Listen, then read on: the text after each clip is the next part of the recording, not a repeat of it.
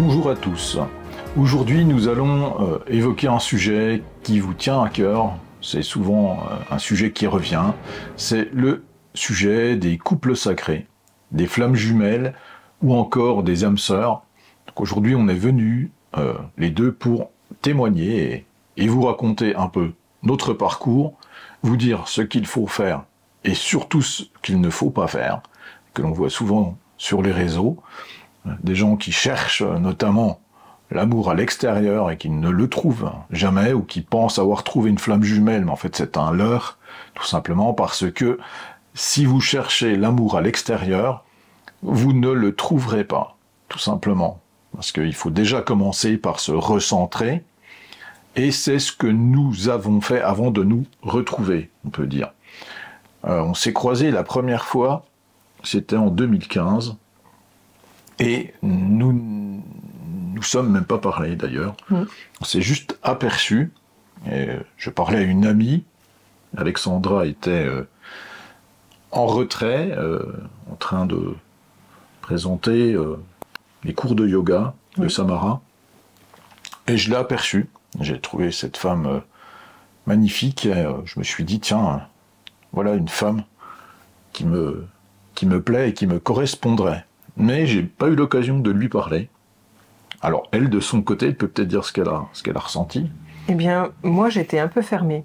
Je sortais d'une relation qui était pénible pour moi et j'avais besoin de me recentrer, donc j'étais pas du tout ouverte. Et comme si je n'y croyais plus à l'idée de trouver une personne qui me correspondrait. C'est comme ça que je l'ai vécu, en tout cas. Et c'est vrai que j'avais besoin de temps. J'avais besoin de temps pour me reconstruire, pour apprendre à être avec moi. Que ce soit une solitude qui soit agréable.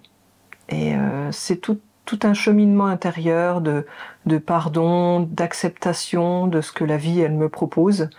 Et pour moi, c'était un chemin important avant de rencontrer une personne avec qui ça pourrait correspondre. Et alors, du coup, donc on s'est juste vu et on n'a même pas échangé. C'est vrai que j'avais l'impression que c'était une femme qui était mariée plutôt qu'une femme qui était disponible. Donc moi, même si elle me plaisait comme ça, je n'ai pas senti l'intérêt ni le besoin d'aller lui parler en voyant une fermeture. C'est-à-dire que quand on voit à l'intérieur des gens en général, on voit si ils sont ouverts à l'échange ou pas, déjà. Donc c'était pas du tout son cas, donc j'ai pas du tout été vers elle. J'ai discuté avec l'ami qu'elle connaissait bien d'ailleurs pendant un petit bout de temps, après j'ai continué mon chemin tout simplement, c'était un salon du bien-être. Oui. Voilà, tout simplement. Et donc moi j'étais là en visiteur, ou alors je ne sais plus si je participais comme pour faire passer des conférences, je crois. Mais bon, bref, c'est pas très important. L'important, c'est qu'on s'est croisés, et surtout, il s'est rien passé, quoi, tout simplement.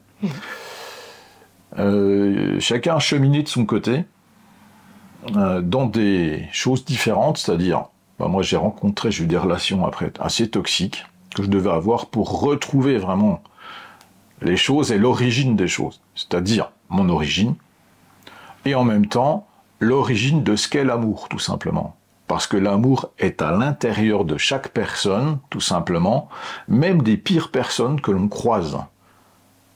Et il faut dissocier les actes de l'amour.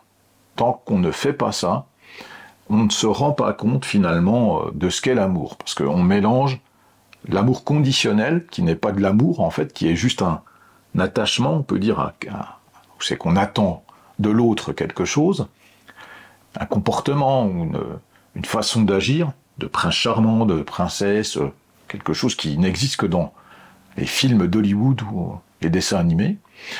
Et en fait, on expérimente à ce moment-là, moi j'expérimente finalement les choses à travers des relations qui sont toxiques, après un divorce, et qui n'ont pas finalement d'intérêt, je veux dire, d'être dans un couple, tout simplement. Un couple, pour nous, c'est quelque chose qui doit travailler, dans le sens noble du terme, ensemble pour servir quelque chose de grand, c'est-à-dire servir notamment l'amour, la source universelle, quelque chose qui fait grandir, quoi. Pas quelque chose de destructeur. Donc en fait, cette prise de conscience que l'on a pendant ces années, elle nous permet, chacun de son côté, de cheminer à travers des relations, des fois, toxiques, aussi de se retrouver à travers différentes expériences, on va dire, qu'elles soient spirituelles, ou qu'elles soient intellectuelles, ou qu'elles soient des relations classiques d'amitié. Tout ça, ça nous permet de nous retrouver à l'intérieur, déjà avec soi. Et c'est ça, c'est là où c'est qu'il ne faut pas se tromper.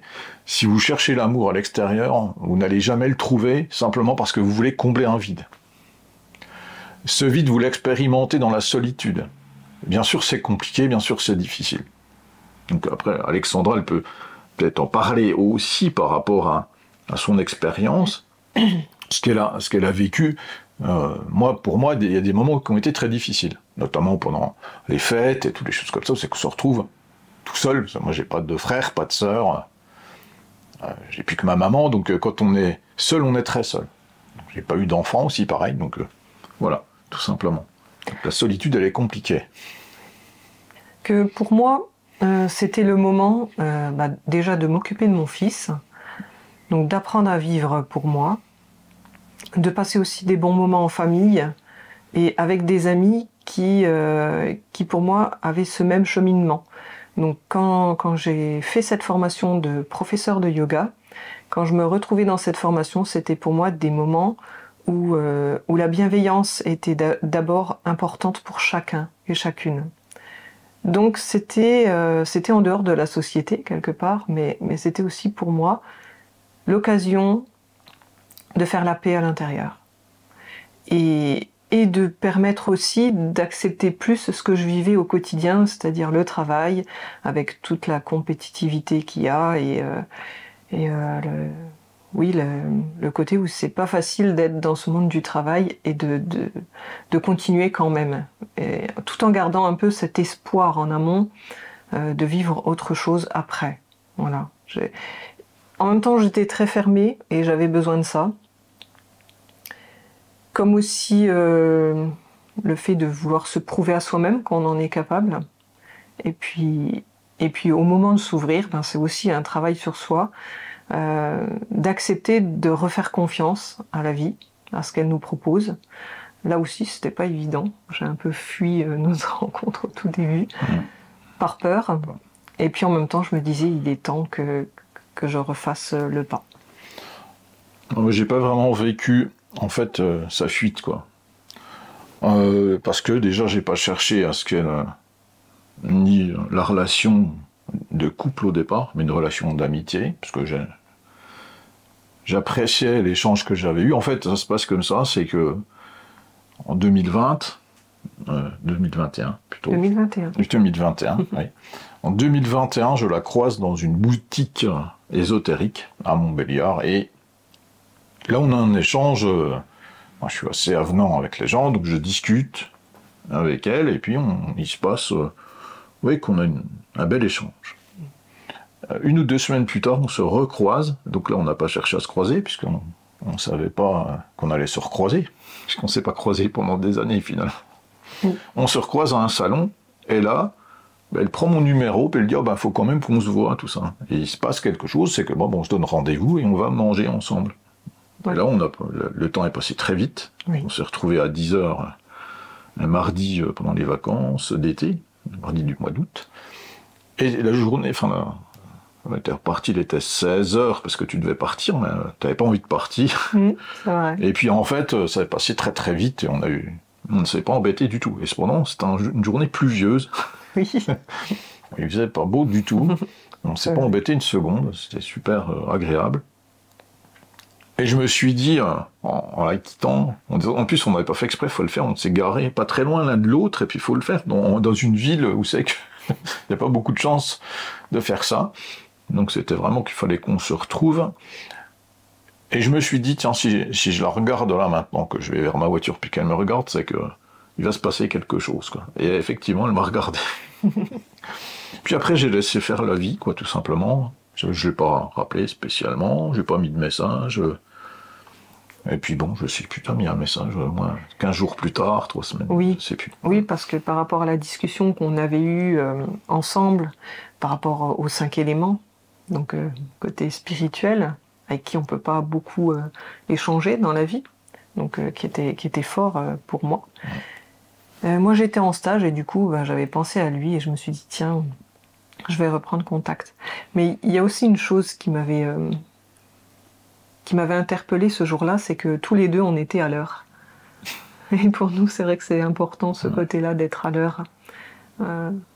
Ça fait partie de la vie, c'est-à-dire la ponctualité, non pas dans le sens social, mais dans le sens du respect des uns et des autres.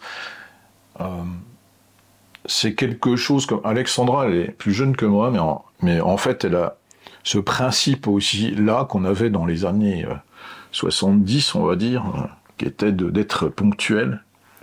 Pour moi, plus les années 90. Voilà, donc en fait, il se passe déjà le truc que je trouve que c'est une vieille âme déjà, parce qu'elle a ce principe-là de respecter en fait véritablement un rythme, et ça c'est important. Parce que on n'a pas à faire attendre les gens sur nous, quoi, tout simplement. Et moi, j'aime pas faire attendre, et elle aime pas faire attendre. Et en même temps, c'était bien la première fois que j'attendais pas quelqu'un, quoi. Donc, puis qu'elle était là, à peine en avance, et moi, pile à l'heure, comme à mon habitude. J'aime bien arriver pile à l'heure, puis je fais même pas exprès, en fait. Hein. J'ai un rythme à l'intérieur, comme ça, qui fait que j'arrive vraiment pile à l'heure, quoi. On m'a déjà dit, mais c'est incroyable d'arriver comme ça à l'heure, mais bon, je sais quand il faut partir, finalement, je sais que je vais arriver au bon moment, quoi. Même s'il y a des bouchons, même s'il y a des trucs, je vais arriver pile au bon moment. Et ça, c'est un rythme qu'on a parce qu'on a une espèce de connexion avec l'univers, quoi, tout simplement. Donc c'est important déjà, hein, on apprécie déjà. Et puis je pense que on voit à l'intérieur de l'autre quelque chose, quoi. C'est-à-dire à l'intérieur, dans le regard, tout ça, on voit que c'est la bonne personne, quoi. Ça m'est arrivé 2 fois dans ma vie, c'est-à-dire, j'ai aperçu mon ex-femme, quoi, parce que j'étais marié pendant 20 ans, qui était quelqu'un de formidable, je garde non seulement le très bon souvenir, j'ai jamais de critique néfaste à faire contre elle, bien au contraire, quoi. Mais surtout, ce qui est intéressant, c'est quand je l'ai vue, quoi. La première fois, je me suis dit, oh tiens, dans ma tête d'enfant, j'avais imaginé que ma femme, elle serait comme ça, quoi, quand j'étais enfant. Donc en fait, il y a une personne qui est un peu spéciale ici, dans le pays de Montbéliard, qu'on appelle le PEP, et qui est tout à fait rigolo. C'est un petit ange, je dirais, ce monsieur, parce qu'il est tout petit, et il est tout... il a un peu un problème, hein, je veux dire, un handicap, sans doute, mais c'est quelqu'un qui est très gentil et qui vient vers les gens, qui parle avec tout le monde. Et il m'avait dit, cette femme là-bas, elle t'aime bien. Mais c'était pas vrai. Puis il avait été voir donc mon ex-femme, puis il avait dit la même chose. Et comme ça, on s'est dit, tiens. Je l'avais déjà vu, donc elle m'intéressait, quoi. Donc, du coup, on a eu l'échange, et c'est quand même quelqu'un que j'ai passé 20 ans, et puis que j'avais eu une très très bonne relation, vraiment une âme sœur, quoi, il n'y a pas de problème, quoi. Et la deuxième fois que ça m'a fait ça, finalement, c'est quand je l'ai aperçue au salon, que je me suis dit, tiens, cette femme-là, ça serait la bonne, ça serait comme ça, quoi, aussi.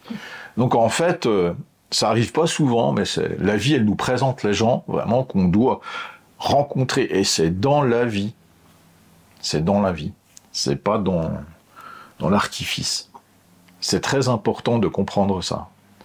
Parce que je pense que aujourd'hui, à l'heure actuelle, on vous présente l'amour comme on présenterait des oranges dans un supermarché. C'est-à-dire, aller choisir sur Internet quelqu'un, puis ce sera peut-être la bonne orange, quoi. C'est pas comme ça que ça se passe. parce que vous avez toutes les chances de jamais rencontrer la bonne personne, ou alors sans arrêt si la bonne personne pour vous faire travailler à l'intérieur, quoi, tout simplement, votre côté blessé, votre côté déséquilibré. Donc ça sera toujours la bonne personne, mais pas le couple sacré que vous cherchez pour pouvoir avancer. Parce qu'après, c'est plus le problème. C'est pas le problème du couple, où notre couple, il fonctionne. On n'est pas en train de se dire, ah ben tiens, oh là là, je vais regarder quelqu'un d'autre, on n'a rien à faire, quoi. C'est pas du tout notre intérêt. Notre couple, il va être dans une relation, justement, qui va créer une énergie supplémentaire. Et cette énergie, elle est au service de l'humanité et au service de l'expansion de la source, au service de l'univers, tout simplement. Et on a cette conscience à l'intérieur de nous. Et c'est pas d'être un bon petit couple qui part aux Seychelles ou machin, tout ça, ça nous intéresse pas vraiment, quoi. C'est pas notre truc, c'est pas la question, c'est que si on nous propose d'y aller, on va y aller, hein, y a pas de souci, quoi. Et on le ferait avec plaisir, mais c'est pas notre but premier, c'est pas de fuir notre réalité, mais c'est de vivre notre réalité parce que elle nous convient parfaitement comme ça, et qu'on peut dire que depuis qu'on s'est rencontrés, vraiment qu'on a établi notre relation, parce que, bon ben, après, elle m'a réinvité 2 mois plus tard, 1 mois plus tard, à manger. Un peu moins. Un peu moins, oui. Donc j'étais mangé et après, c'est toujours rien passé. Et puis là, à nouveau, elle m'a dit de revenir. Après, elle a voulu fuir. Oui, c'est rigolo. C'est là que j'ai eu peur, en fait. Je l'ai appelé, puis j'ai expliqué qu'il y avait des leurres dans la vie. Non pas que... Je savais qu'il fallait que je l'appelle et que je lui explique un truc. C'est-à-dire que je lui explique ce que c'est que... Comment fonctionne l'univers.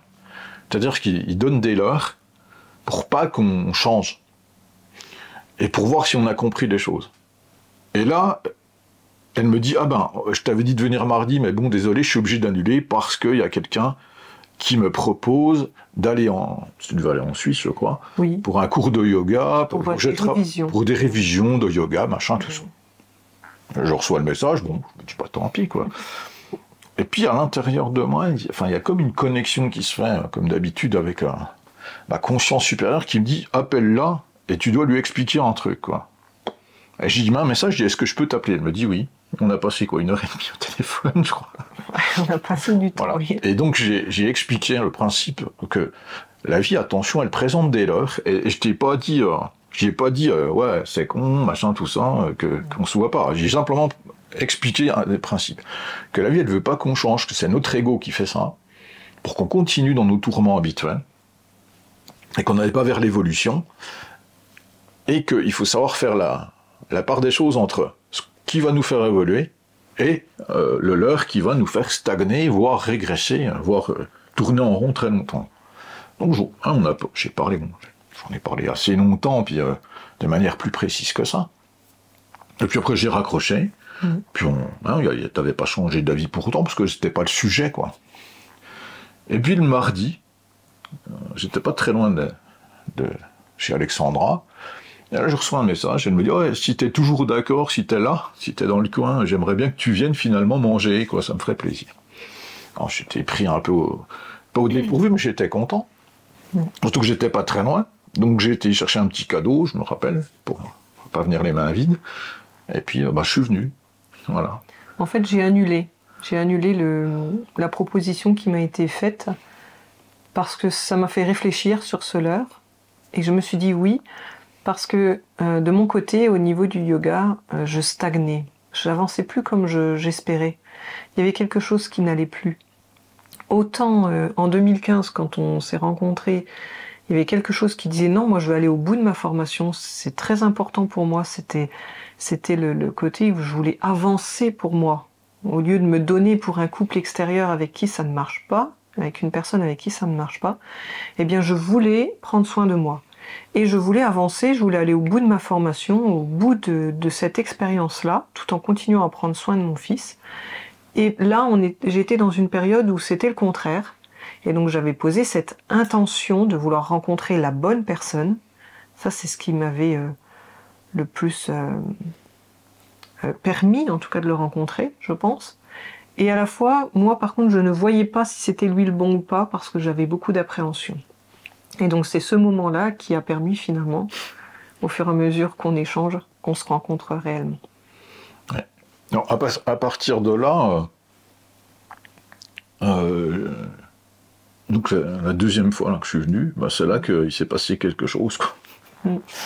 Et ben, on ne s'est plus vraiment quitté, finalement, depuis ce moment-là. Oui. Et donc moi j'ai été suspendu juste après, tu te rappelles, parce que j'étais urgentiste SAMU, quoi. Donc j'ai pas eu droit au... Hein, vous savez. J'en ai pas voulu. Donc j'ai assumé ça complètement, de ne pas avoir de salaire pendant 20 mois. Et aujourd'hui, j'ai engagé une rupture conventionnelle quand on m'a dit de revenir, il y a 6-7 mois en arrière. Hein, quand on m'a dit de revenir, j'ai dit non, je ne reviendrai pas. Tout simplement parce que je faisais ces missions SAMU la nuit et que le jour, ben, je faisais le thérapeute, hein, holistique, donc global, hein, qui travaille un peu sur les énergies et sur tout. Et en fait, je ne voulais pas retourner dans ce côté involutif, hein, duquel je sortais finalement. Voilà. Et pour ma part, quand on s'est rencontrés, donc j'étais professeur de yoga et à la fois je travaillais. Donc j'avais une vie bien chargée, mais je rencontrais une difficulté au travail, du harcèlement moral, qui m'avait mis le moral un peu en bas. Et donc quand on s'est rencontrés, ça a été l'occasion aussi pour moi d'arrêter de travailler, parce que j'avais vraiment besoin de faire une pause, de me dire aussi que je donnais beaucoup de ma personne, mais je me sacrifiais énormément, quelque part. Et donc j'avais besoin aussi de remettre ça en question et de prendre du temps pour moi cette fois. Donc ça tombait vraiment, l'univers nous présentait les choses véritablement pour que on passe du temps ensemble, qu'on ait le courage de quitter l'ancien pour aller vers le nouveau, et le courage d'affronter les peurs qui peuvent être résiduelles. Bon, moi, j'ai pas peur de manquer, par exemple, donc j'ai pas eu peur d'assumer le fait de pas avoir de salaire, quoi. Et l'univers nous a présenté vraiment les choses pour qu'on manque pas, en fait, d'argent, simplement parce que si vous avez la foi dans ce que vous êtes, et dans l'univers, et dans la vie, à ce moment-là, il se passe des choses. Si vous n'y croyez pas et que vous avez peur, vous affrontez vos peurs. Tout simplement. Et vous êtes en lien avec votre peur à un moment donné. N'oubliez pas que les pensées, et ce sera un message qu'on va vous délivrer par la suite, à la fin de cette vidéo, vos pensées sont créatrices de ce que vous êtes et de ce que vous voulez vivre. Donc n'oubliez pas, si vous voulez vivre la liberté, bah, pensez pas à la prison, quoi, tout simplement. Hein. Si vous voulez vivre avec de l'argent, pensez pas à manquer d'argent ou avoir peur de ça, quoi. Parce que sinon, vous allez être forcément confronté par votre pensée, par l'égrégore que vous allez créer, qui se rattache à un égrégore collectif, vous allez attirer à vous l'expérience du manque, ou l'expérience du couple qui est désastreux, hein, des choses comme ça. Donc il s'agit bien de croire déjà en soi pour pouvoir affronter la vie, quoi, tout simplement. Après, le couple, c'est quelque chose qui est naturel dans l'univers, je dirais, par rapport à aux polarités. Faut bien comprendre, féminin, masculin, les polarités, là, elles sont complémentaires, quoi, tout simplement. Donc il ne s'agit pas d'expérimenter la solitude toute sa vie pour ne pas comprendre que c'est pas l'idéal, quoi, ou qu'il y a quelque chose qui n'est pas cohérent. Donc il s'agit bien quand même de trouver un équilibre à travers le couple.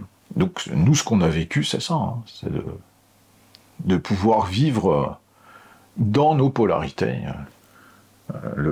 la nouvelle expérience, quoi. Oui. Il y a ce côté aussi où, au quotidien, c'est comme si on sait qu'on a de la chance d'être ensemble, on sait que le lien est fort, donc on a besoin d'être en lien, et du coup, bah, c'est comme si on était, pour garder ce lien-là, On est obligé de se remettre en question à nouveau. Et finalement, c'est pas compliqué puisqu'on l'a fait auparavant avant de se rencontrer et pour se rencontrer. Mais du coup, c'est ce qui nous équilibre de plus en plus. Et c'est ce qui fait en plus que notre lien devient de plus en plus fort. À chaque jour qui passe, on peut pas dire on s'est lassé, quoi. Pas du tout. Et cependant, on est tout le temps l'un avec l'autre. On se lasse pas, mais au contraire, même ça grandit. Donc c'est le principe quand même des flammes jumelles ou des âmes sœurs ou de tout ce qui est couple sacré. Surtout, moi, j'ai préféré employer le terme de couple sacré parce que le couple sacré, c'est celui qui travaille pour l'univers, quoi, tout simplement. Et moi, je le vois plus dans ce sens-là que tous ces gens. Moi, je vais faire un petit tour des fois sur ces... Ben, je regarde, je suis observateur, j'aime beaucoup observer, vous le savez, ceux qui me suivent. Donc, je vais observer un petit peu les flammes jumelles, les groupes, les trucs comme ça, mais je m'aperçois, hélas, tristement, qu'il y a beaucoup de gens qui cherchent à l'extérieur et qui ne trouveront jamais parce qu'ils sont dans un leurre total. Vous pouvez chercher votre flamme jumelle à l'extérieur, vous êtes en train de vous tromper, je vous le dis. C'est sûr à 100%. Parce que, et je vous l'ai déjà dit ça, dans des autres vidéos, c'est pas parce que vous voyez Superman à la télé que vous êtes Superman, quoi. Ou que vous devez être Superman, ou que vous devez copier sur Superman. Donc, en fait, le principe de ça, des couples sacrés, des choses, c'est que tout le monde n'est pas destiné à être en couple sacré, quoi, tout simplement, parce que tout le monde ne travaille pas la même chose, ni vient en incarnation pour la même chose. Il faut avoir cette humilité-là, parce que c'est pas non plus... si vous faites une mission qui vous correspond pas, je vais vous dire, vous n'allez pas vous épanouir, quoi, tout simplement. Donc chercher quelque chose qui est en leurre, qui n'existe pas pour vous, c'est dommage, quoi. Parce que à un moment donné, vous tournez en rond, quoi, quand vous cherchez. Vous attachez à quelqu'un. Oh, ben c'est mon runner, mon machin. Non, non, non. Des fois, vous êtes dans un couple qui fonctionnera jamais, tout simplement. Faut pas chercher midi à 14h. Donc, recentrez-vous sur vous, puis peut-être que vous allez rencontrer, à force de se recentrer, la personne qui va être centrée comme vous, qui vous correspond.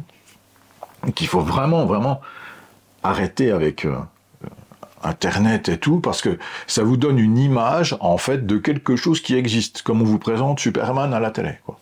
Ah, super, ça existe, moi je savais pas, génial, je vais chercher, moi, mon truc. Non, non, ça doit pas être une recherche comme ça. D'ailleurs, nous, on n'a pas du tout pensé à ça quand on s'est rencontrés, on n'a jamais même trop parlé, quoi. Moi, j'en avais entendu parler, des gens me demandaient conseil, là-dessus, je leur disais toujours, occupez-vous déjà de vous. Du moment que vous êtes en train de vous chercher, vous pensez qu'à l'extérieur c'est ça, c'est que vous allez vous dériver votre énergie pour aller chercher quelqu'un à l'extérieur. Ça marche pas comme ça du tout, quoi. Donc vraiment, pensez à ça, essayez d'utiliser les connaissances qu'on vous transmet pour aller chercher à l'intérieur de vous. La solution, elle est toujours là. Elle est toujours là. Moi, je vois aussi ce côté où, donc justement, surtout pas sur Internet. Je me serais jamais mis sur un site de rencontre. Et pourtant, ça me tenait à cœur de rencontrer la personne avec qui ça pourrait vraiment correspondre. Mais alors jamais. Et puis, le développement personnel, le travail sur soi, comme on peut l'appeler aussi, ou alors aller vers plus de conscience, ce qui me paraît plus logique de parler comme ça, m'a amené à lire beaucoup, et je me souviens de Jacques Salomé qui disait que pour rencontrer la bonne personne, eh bien, il fallait savoir être d'abord une bonne amie pour soi, ou un bon ami pour soi, et être en paix à l'intérieur avec sa propre solitude. Et c'est ce cheminement intérieur, c'est ce jardin intérieur que j'ai cultivé qui m'a permis ça, aujourd'hui.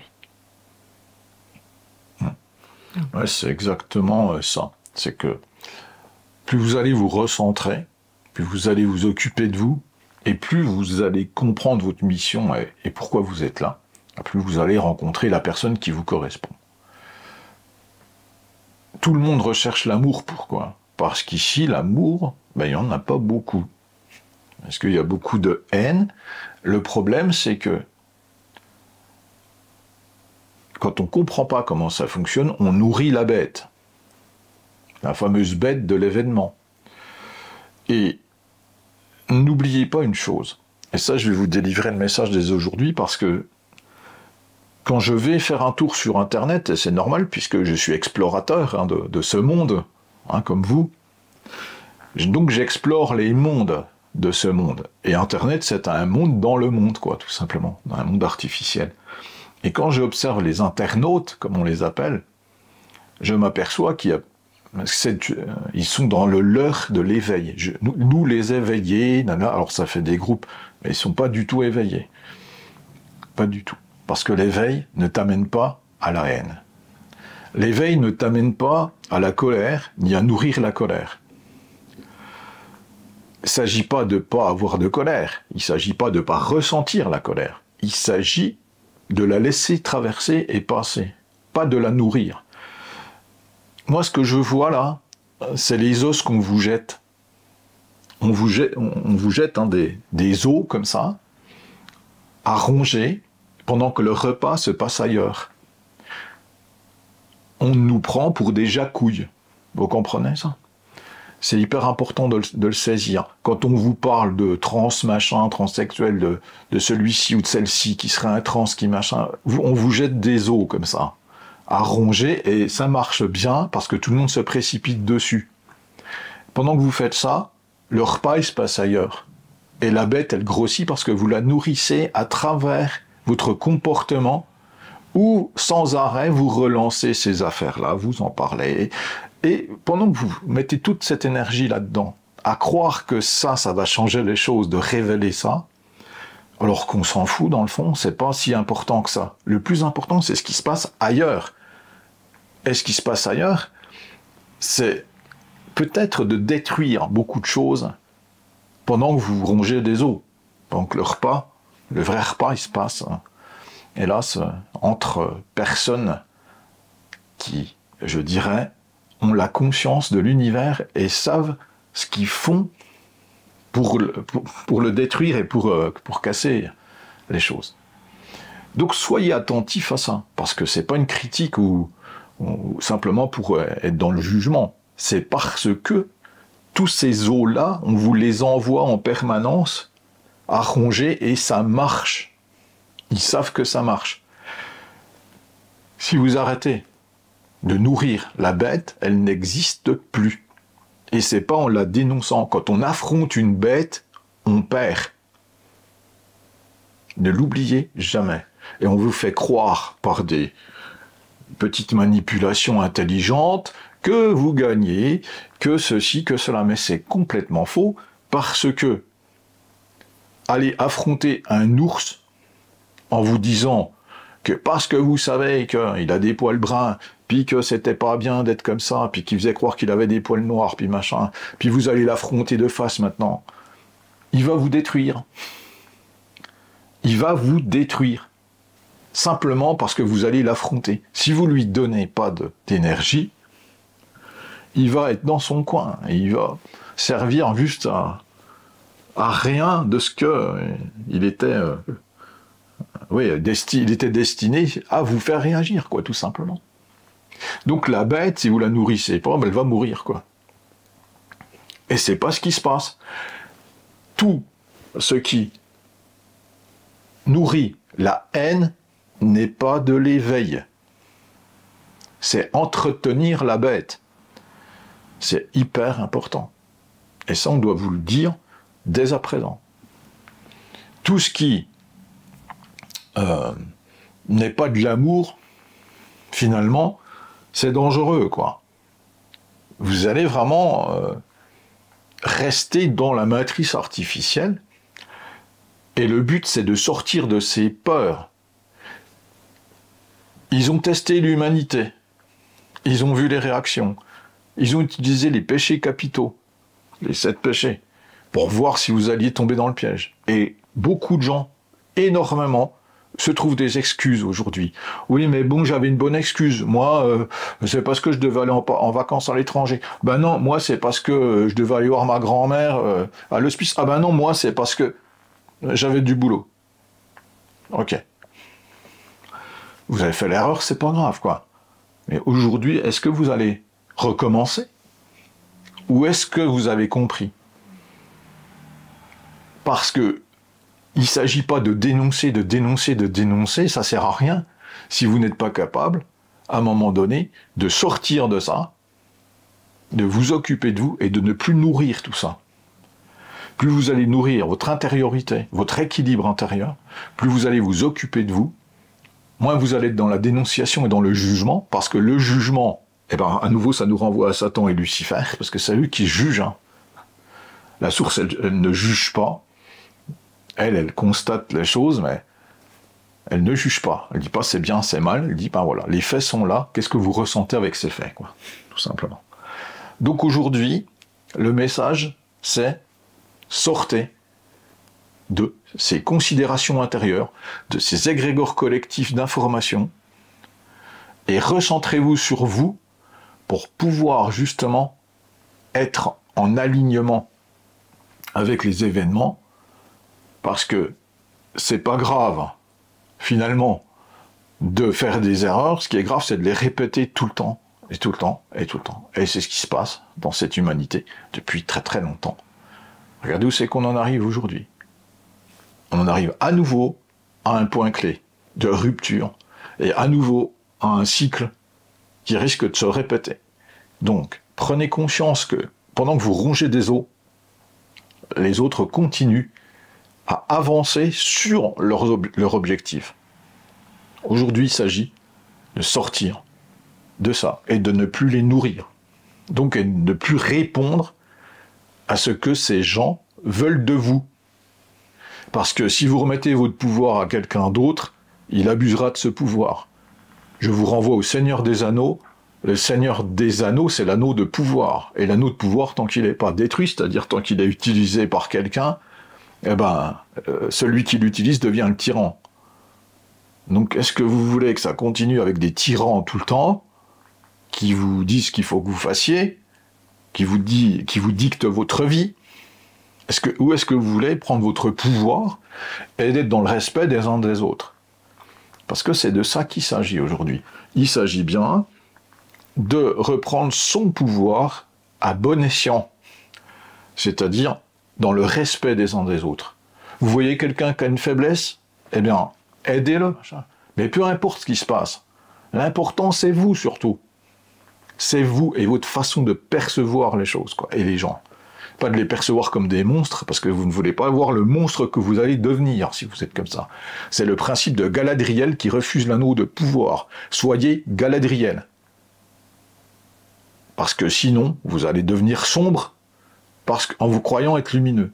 Et ça, c'est 100% la vérité que vous devez retenir aujourd'hui. Tout simplement. Voilà ce que je dirais. Si tu veux ajouter quelque chose après à nos amis, mais aujourd'hui, pour moi, c'est tout bon. C'est tout bon. Okay. Voilà, soyez attentifs à tout ça. Je vous remercie d'avoir écouté. Merci Alexandra. Merci à toi aussi.